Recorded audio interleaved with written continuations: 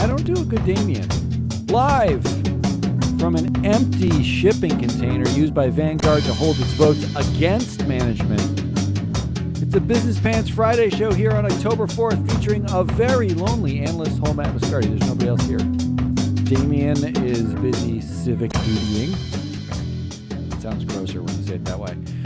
On today's weekly wrap-up, dock workers strike and unstrike. The UK is now powered entirely by crumpets. The Texas Stock Exchange announces white people and parrots finally fight back. And no, I didn't say parents. I said parrots, like the wonderful, wonderful bird. That's right. We're going to do all of our normal Friday stuff, just with none of our normal Friday people. Just me. Story of the week, good list of the week, assholiest of the week, exhaustingness of the week, headlines, who won, predictions. Let's just do this thing. Since it's just me, there's nobody else to stop me from just doing it. Let's do it. All right, first up, story of the week. These are in no particular order. First story of the week. Here's the headline. We were illegal immigrants. Elon Musk's brother Kimball admits in resurfaced video. In fact, it's a decade-old footage from a Milken Institute conference where the Musk brothers were both on stage, and Kimball Musk says, we were illegal immigrants in the U.S. He admits they illegally moved from South Africa to Canada and then to the United States. Elon says in response, it's a gray area, as Kimball says they were illegal immigrants.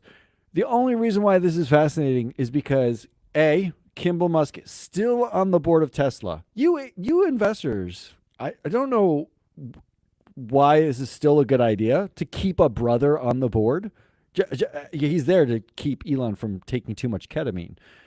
But he's still on the board of Tesla, so he's a board member admitting that the CEO and himself were both undocumented immigrants coming in from, I guess, the good border. If you're a conservative, the Canada border is the good border, and the bad border is the one you want a wall in. But they admitted they were here illegally. He took a board job from somebody that could have had one. Where's J.D. Vance? You must be really upset. But Elon has gone on to have long Twitter threads about undocumented immigrants and the scourge they're costing America. Meanwhile, welcome to our country, Elon. Story number 2, 45,000 dock workers are on strike. Here's how global companies are responding. That was at 12:01 a.m. on Tuesday. On Tuesday, 12:01 a.m., dock workers went on strike throughout the United States until this morning. Port strike ends as workers agreed a tentative deal on wages and contract extension. So they bought themselves until they're going to stay on the current contract until January 15th while they hammer out the details. But the tentative agreement brings the hourly wage for the top dock worker to $63 per hour by the end of the new contract, up from $39 an hour with the expired contract. So, and I think it's a 10 or 7-year contract. I have to look again, but it'd be a huge win for the dock workers. And for about 3 days, I could read the 33 headlines about panic buying. My favorite was Spanish olive oil will be in short supply. Is there? I don't know how many people are like, oh shit, I can't get my Spanish olive oil. I'm out of Spanish olive oil. What the hell am I going to do? But there was endless headlines about this is going to ruin Christmas. This is bad for the Spanish olive oil. This is bad for, here are the top things that you're not going to be able to get. I saw one about panic buying at supermarkets because of the shipping containers, not having enough, not coming across with food. It was bananas, and it lasted all of 3 days. So I'm actually a little sad for headline writers because they can't use every single extreme adverb and adjective that they can think of to describe what it means for the U.S. economy. It looks like this deal is going to get hammered out, and it looks like it's going to get hammered out pretty quickly. The last time dock workers went on strike was during the Bush administration, and even though the head of the organization who organized the dock workers strike has basically subscribed to right-wing theories and hates Joe Biden. He's many posts about like how Kamala Harris and Joe Biden are terrible. The Bush administration was the last one to face a dock worker strike, and it took them 11 days to end the strike, and it was only ended because Bush actually forced an end to it rather than having a negotiated end. So this seems like happy news. It's good for workers. I guess we still get our Spanish olive oil. That seems like everyone's a winner. And then the third story of the week, this one popped yesterday for me. A Southwest Airlines director bought $100 million in stock to fight activist investor Elliott. Elliott Management has taken an 11% stake in Southwest and is asking for a shakeup. In fact, Elliott took just under the poison pill, which I think is 11.5%. They bought just under that. Southwest, since Elliott began talks with Southwest and started taking a stake, has changed a bunch of its board. This director, Rakesh Gangwal, bought 0.5% of the stock, so not anywhere close to Elliott. But he was added in January of this year in response to encroaching activists. And he, after he bought the stock, the block, he demanded no more changes to management, including keep Gary Kelly, keep Bob Jordan. Why are we, I like all these people. That's basically his argument. He is one of a handful of new directors who were added to the Southwest board because activists were encroaching, including Robert Fornaro, who's the ex-CEO of Spirit Airlines. Separate headline, Spirit Airlines on the verge of declaring bankruptcy. So that's a winning director ad, if ever there was one. And Roy Blunt, the ex-Missouri senator who voted for school prayer, does not believe in climate change. Great for an airline to have a director who doesn't believe in climate change. Voted against background checks for gun purchases. Voted to ban same-sex marriage and gay adoption. Yeah, when you have a diverse workforce that you now represent, because you're not in Missouri anymore, where I guess there are no gays in Missouri, but you definitely didn't represent them, I suppose. You now have different constituents and stakeholders. That's exactly who you want to add. Somebody who has no airlines experience and no experience with a workforce like Southwest's and doesn't believe in climate change. So Rakesh Gangwal, actually, as a director, he is from another aviation company based out of India. He is in our database. He bats 242. Not great. Not a great performance.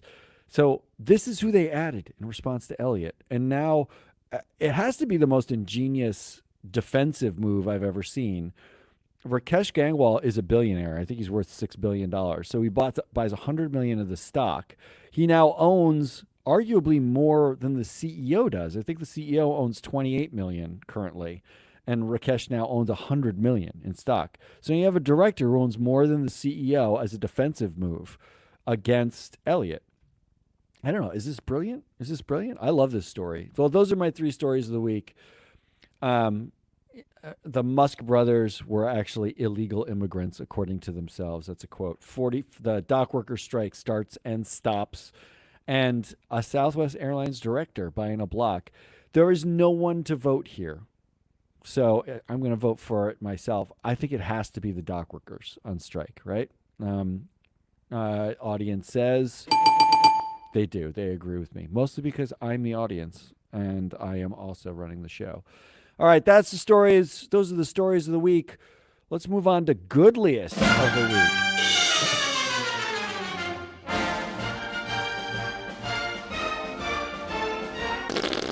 All right, this week I tried to do real Goodliest. If you listen to the show, you know I don't really do Goodliest well. Most of mine are sort of like tongue-in-cheek Goodliest, things I find funny but that aren't actually good. This week I tried to truly channel Ari the Data Queen. So here are the three. I got three stories.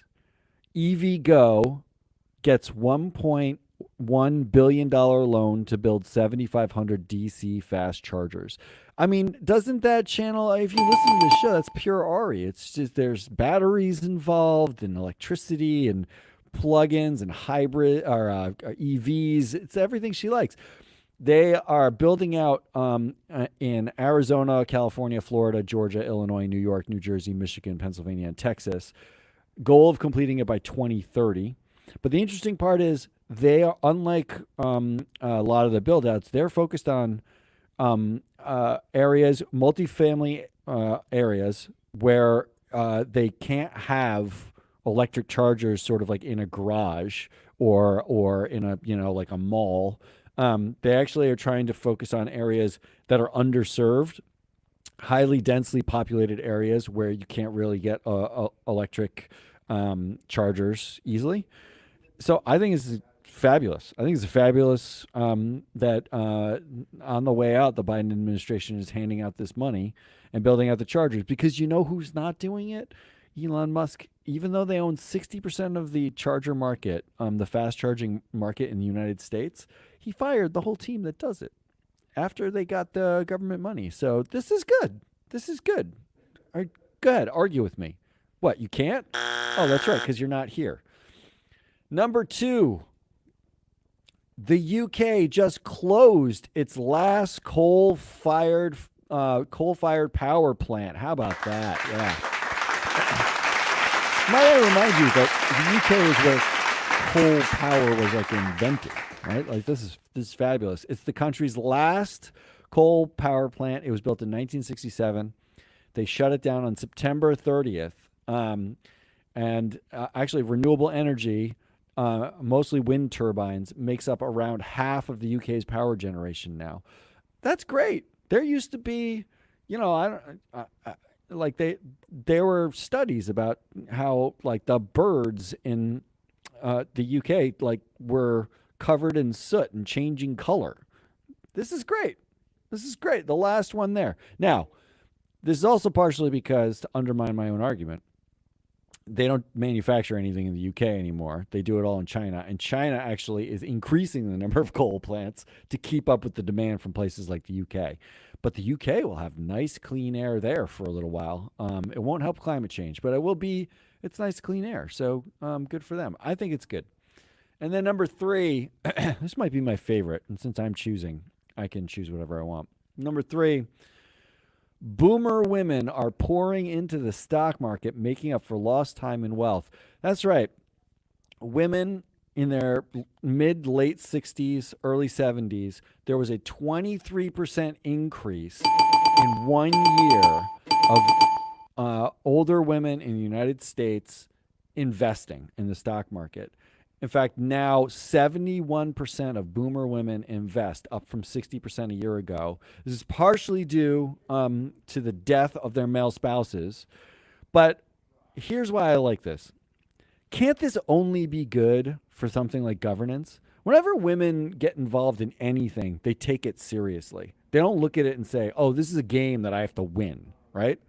That, like for men, like they'll most of us just gamble. They're just like looking at stock and they're gambling. The women take the whole active, investing, and this is a generalization, but they take it seriously, much more serious. Which means if you're gonna buy securities, you're buying it for financial health, absolutely, but you also get rights with it, rights to the alternative democracy. You can vote those shares.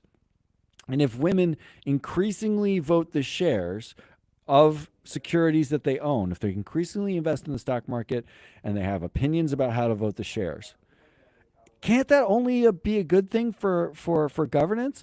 Part of the biggest problem, and we did a study on this, I feel like 2 years ago now, was so if you take like the issue of diversity, there's a lot of conversation about diversity on boards. It changed after George Floyd, but it doesn't change fast enough. Or investors don't price it in. So the study we did actually went through every single one of BlackRock's active portfolio teams, not their passive teams, but their active teams. And we found that 90-something% of them were white and male. It's like 86%, male and 90%, or 90% men and 86% white. those are not the people. If you're an owner, of course they're not going to price in diversity or something like that. They're not going to price in things that aren't their experience. They don't care about. They don't care about it at all. You could show them empirical evidence, but it doesn't matter. If they believe one thing and not another thing, that's what gets priced in. The idea of like efficient market theory only makes sense if the people who actually make the allocation decisions in the market are efficient themselves. You can't price in something you don't believe in. You don't do that, right? Like you need to be shown that something matters first. But in a market where it was all white and male for a long time, you can't prove that diversity matters in the way that, would convince somebody who only looks backwards. If you transfer ownership to increasingly to people of color, women, LGBTQ plus populations, to basically people who have been marginalized from the system, the outcomes inevitably change because the things that they believe or care about, their perspective is different. And that doesn't mean it's wrong or they're tree huggers or whatever. It just means they're going to vote differently on average. That can only be a great thing. I mean, I think so. So those are three options for Goodliest of the Week. EVgo getting $1 billion for building out fast chargers. The UK closing its last coal-fired power plant. And boomer women are pouring into the stock market. Since I'm voting again, I'm going with the boomer women all day long. I want to see more people participate in a market that has excluded them, because I want to know what happens. We had a good run, dudes. We had a good run. You can keep gambling, you can have fun, whatever, but let's open the floodgates. Let's let more people do it. All right, let's move over to Assholiest of the Week. We're going to move fast through today's show, because it's just me.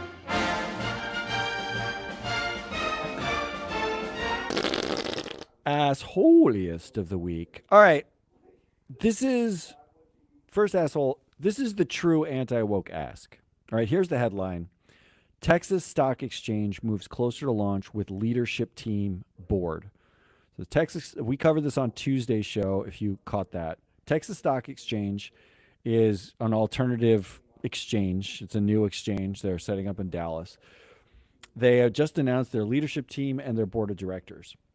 Damien put me through a quiz, which is, listen to Tuesday's show, because it's the headlines are comedic genius.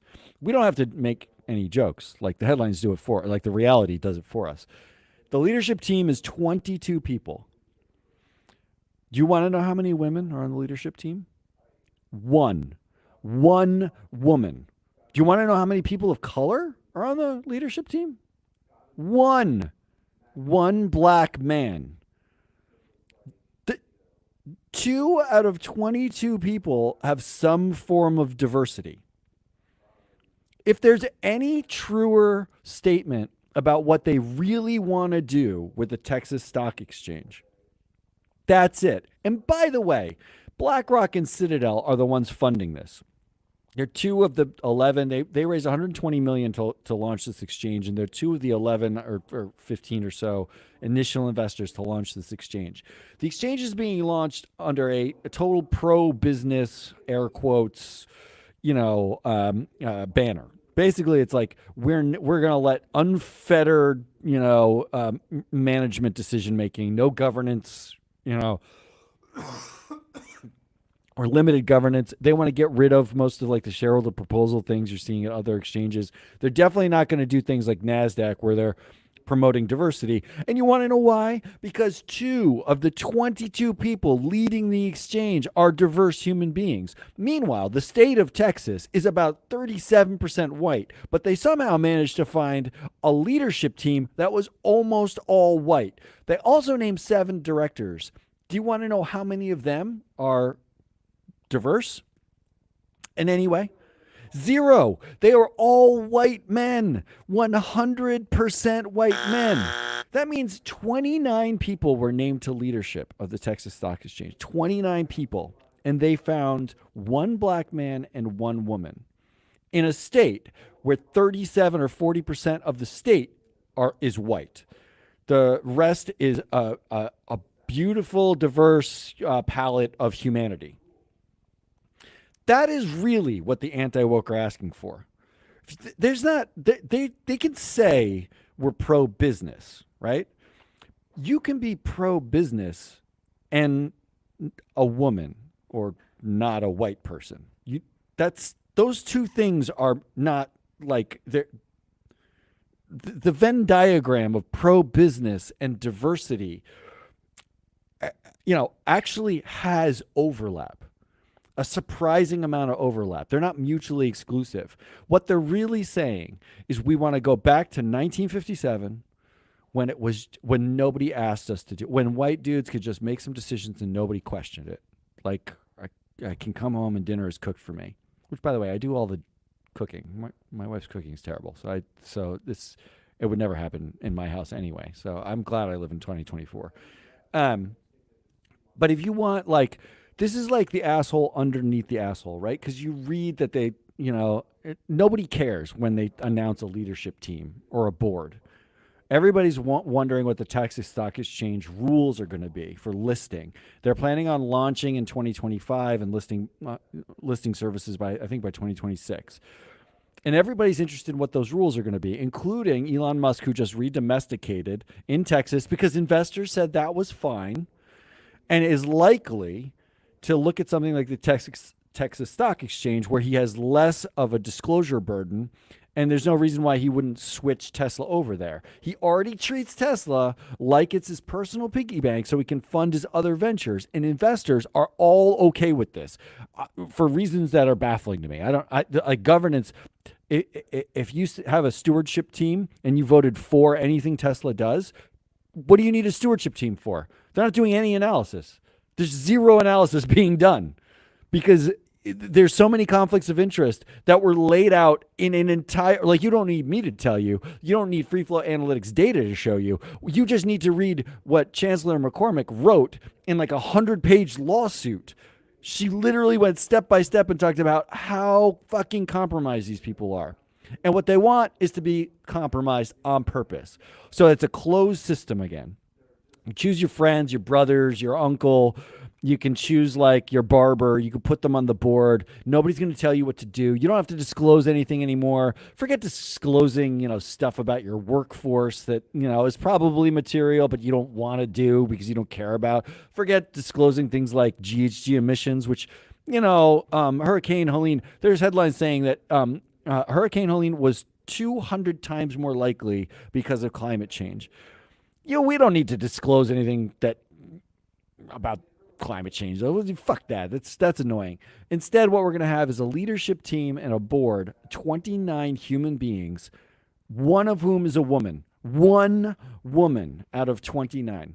Nicole Chambers is her name. And one black man. His name is Harvey Cloyd. And he had a long, news segment about how he was ripping off, he's a pastor and he was ripping off his church. Brilliant. It's really brilliant. Number two. See, once I get to asshole, I talk for much longer. Number two. This is how seriously we take directors. Speaking of how seriously we take governance. Here's a headline. Member of TKO's board of directors to fire Roman Reigns from WWE due to one major reason. Potential swerve explored. So, all right, this is like a speculative piece. It shows up because we track everything about board members. This is a wrestling fan.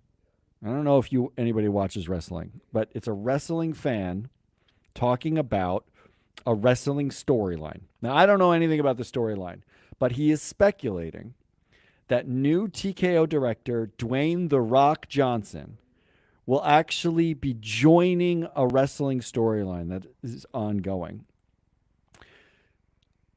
I love The Rock in the movies he's in. I actually think he seems like a pretty, swell dude. But what do I know? I don't know him from anything. But I do know that according to disclosures, he got a $30 million licensing deal in restricted stock units, which is actually higher than Ari Emanuel, who's running TKO. And that's on top of a $491,000 ongoing royalty deal he has with WWE, which is now part of TKO. He is making a tremendous amount of money, and you have to wonder whether his being on the board is now a stunt. If people are speculating that he's going to come off the board and like join a wrestling match, first of all, that might be the coolest thing a director's ever done. Second of all, it might also be the weirdest thing a director's ever done. Like, you have investors are going to vote on whether this is a dual class company, so your vote doesn't matter. But investors are ostensibly supposed to vote on whether or not he's qualified to be a board member. He arguably is. Arguably also shouldn't be part of an ongoing storyline. I don't know how I feel about this, but what I do know is this is how seriously like these companies take these board members, right? Like, why not make everyone like, you know, if you are at Netflix, why not make the entire cast of The Witcher your board?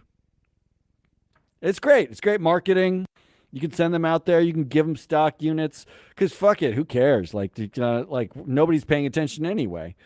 Everyone's going to vote them in a 96% rate, you know, for anyway. What do you need serious professionals for on there? And I'm not saying The Rock's not a serious professional, but I am wondering, what are we doing? Investors, are you doing any analysis on these directors at all?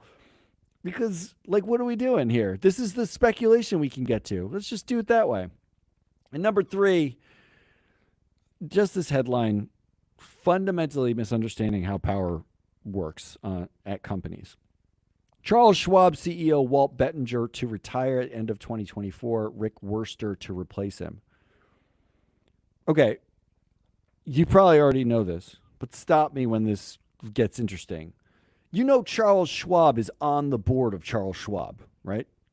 Charles Schwab, the guy who founded the company, owns 6% of it.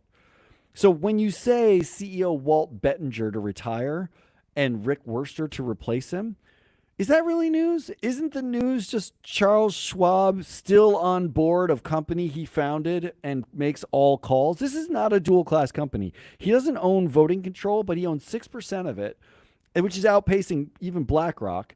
Bettinger, meanwhile, is going to retire owning 0.01% of the company. And Wurster, before the golden handshake, the inevitable golden handshake when he joins as CEO, when he becomes CEO, has 0.001%. So tell me, who's making the calls?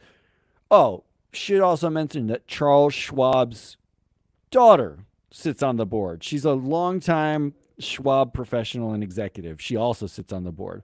So enjoy your time as CEO until Charles Schwab dies, and then everything just goes to his daughter, and she then calls the shots. She's inevitably going to be CEO or executive chair, right? There's not another thing. So these headlines are so misleading. I almost feel like everyone needs to sign on to freeflowanalytics.com and look it up, because we have Charles Schwab at 64% of the influence on this board. He basically owns the board. Because who's going to be in that room and tell the 86-year-old founder of the company, yeah, no, we're not going to do that. We want, Gary to be the new CEO, not Rick. Come on. All right, so those are your 3 options.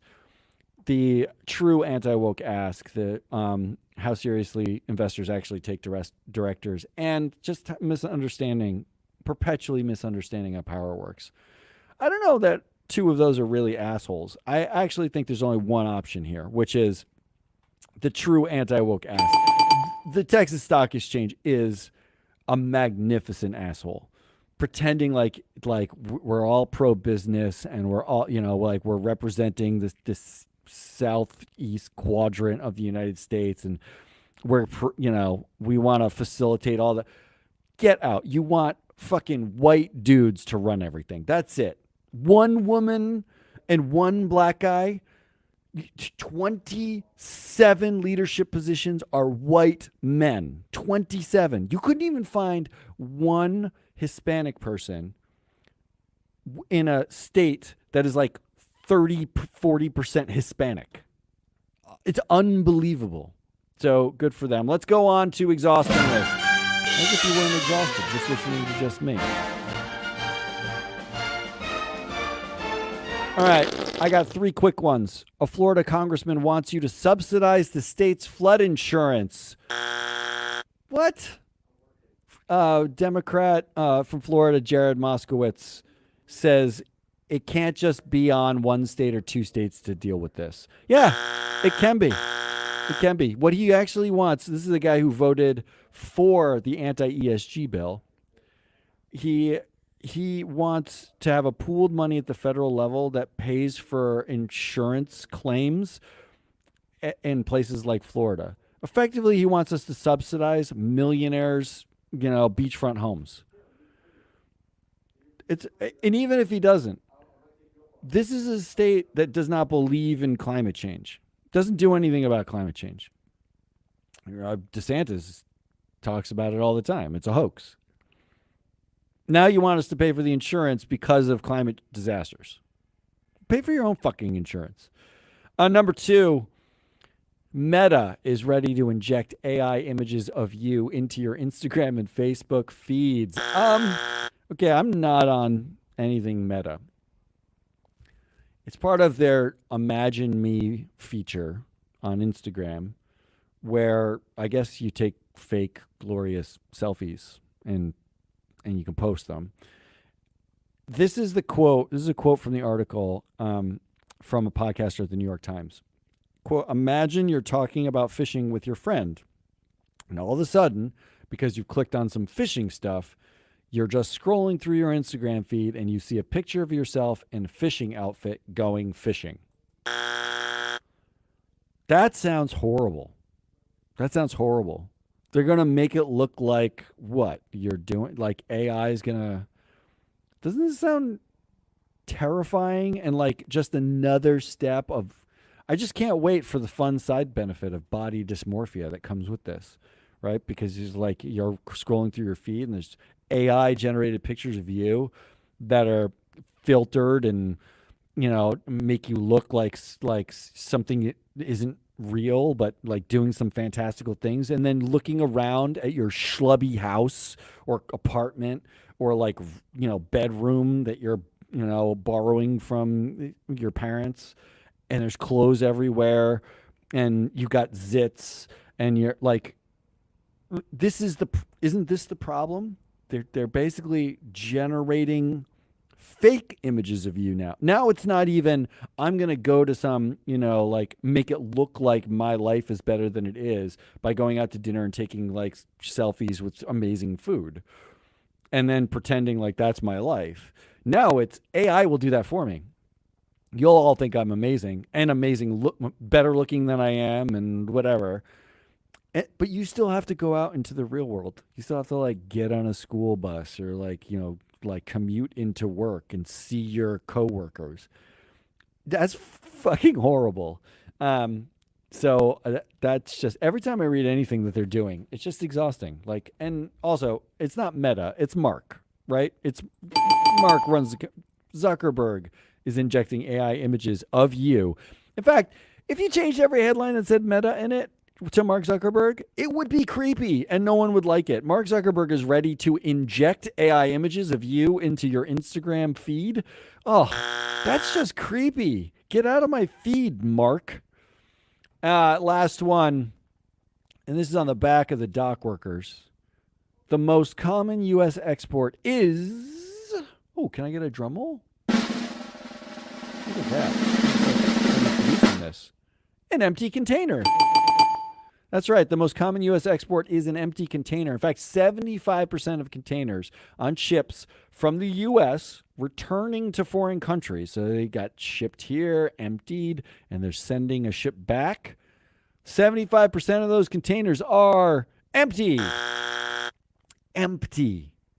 Container ships emitted 221.5 million metric tons of carbon dioxide in 2022. That's in aggregate. And it's the most of any shipping group. Like there's, you can ship a lot of stuff, and these are container ships particularly.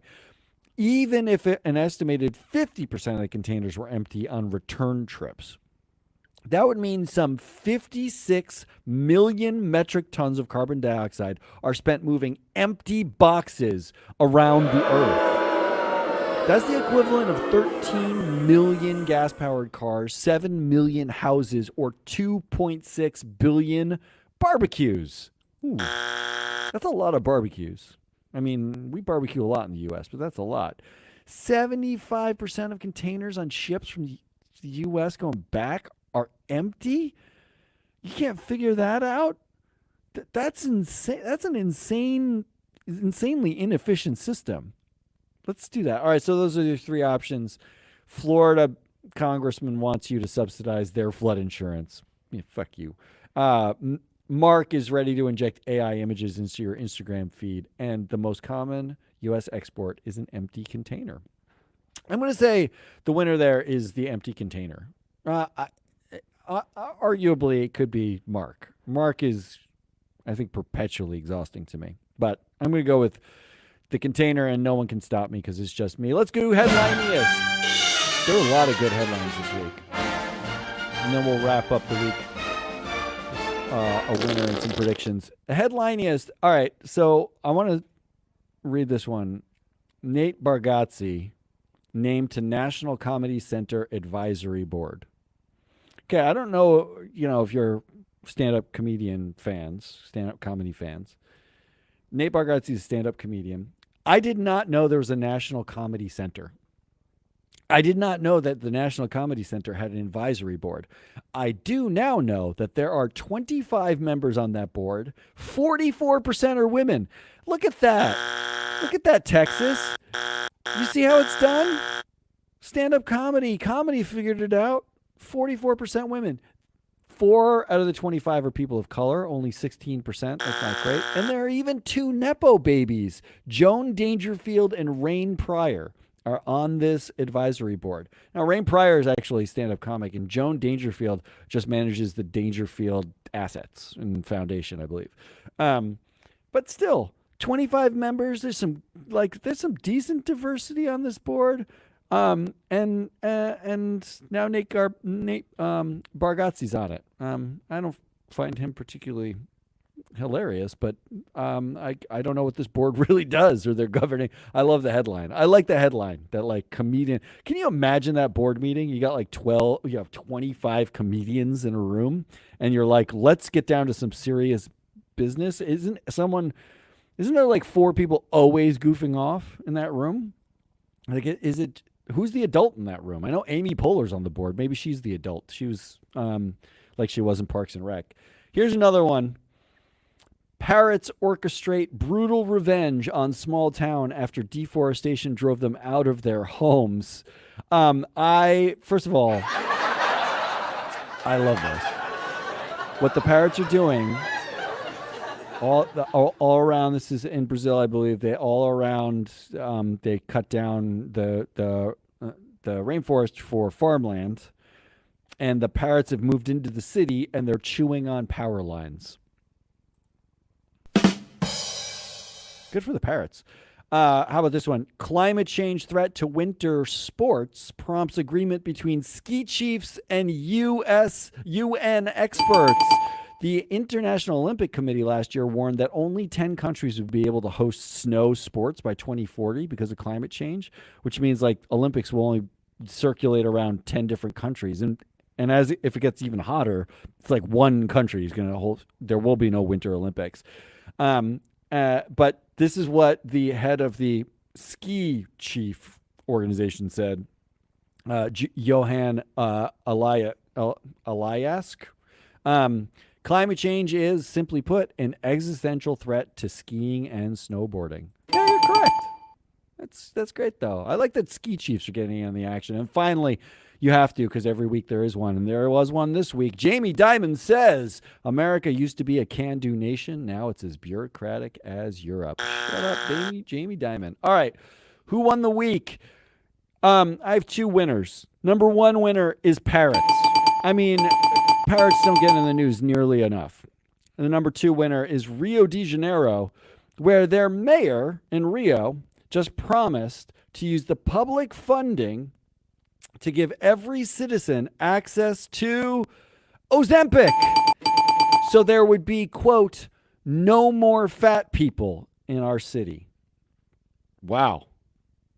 Congratulations, Rio. And finally, predictions. My predictions are Damien will be back next week. At least I hope he will. Mostly because if I had to do this show every day by myself, I'd be bored out of my mind. And then here's my other prediction. After reading this headline, QVC gets into the live sports business with Pro Pickleball. QVC is the home shopping network. I predict that ESPN counters this by starting ESPN Shop, where they auction cheap perfume and dog hair vacuums.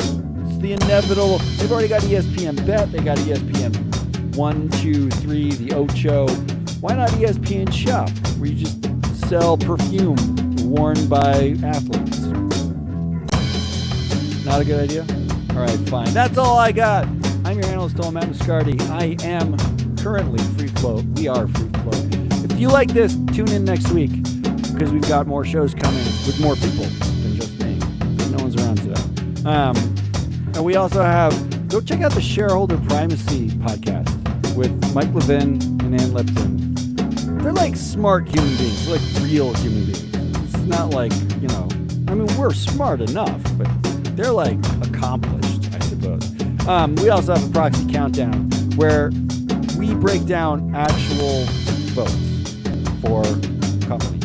If you want to change a company, we're giving you a way to do it, and we're giving it to you for free. Go to freeflowanalytics.com, sign up, and get all the data that you want for free. Go to freeflow.llc. Their data drops there. They're cheap. Or just call us, and we will structure something to get you all the data you could possibly want. But until next week, goodbye.